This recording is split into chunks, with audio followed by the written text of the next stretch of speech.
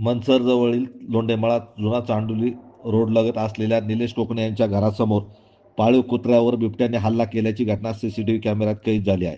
कुत्र्याने जोरजोरात आरडाओरडा केल्याने निलेश कोकणे व त्यांचे कुटुंबीय हे झोपेतून जागे झाले व त्यांनी घराच्या बाहेर उजेडासाठी बल्ब सुरू केल्याने उजेड पाहून बिबट्या पळून गेला व कुत्रा बचावला. बिबट्याच्या हल्ल्यात कुत्रा जखमी झाले आहे. मनसर लोंढेमळा जुना चांडोली रोड येथे निलेश कोकणे यांचा बंगला असून त्यांच्याकडे पामोलियम जातीचा पाळीव कुत्रा आहे.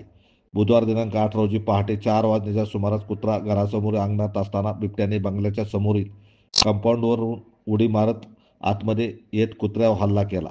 यावेळी कुत्र्याने जोरजोरात आरडाओरडा केल्याने निलेश कोकणे यांना जाग आली व त्यावेळी त्यांनी बंगल्याच्या बाहेरील बल्ब चालू केला असता प्रकाश पडल्याने बिबट्या पळून गेला. या हल्ल्यात कुत्रा जखमी झाला असून ही संपूर्ण घटना सीसीटीव्ही कॅमेऱ्यात कैद झाली आहे. या अगोदरही 4 दिवसापूर्वी निलेश कोकणे यांच्या घराच्या पाठीमागे राहणारे अजित बेंडे पाटील यांच्या पाळीव कुत्र्याची शिकार बिबट्याने केलेली असून या परिसरात बिबट्याचे वास्तव्य वाढले आहे. वन विभागाच्या अधिकाऱ्यांनी या ठिकाणी पिंजरा लावून बिबट्याला जेरबंद करावा अशी मागणी अवधूत शेटे, संतोष थोरात, ॲडव्होकेट अनिल पोखरकर, सुनील पोखर यासह स्थानिक ग्रामस्थांनी केली आहे.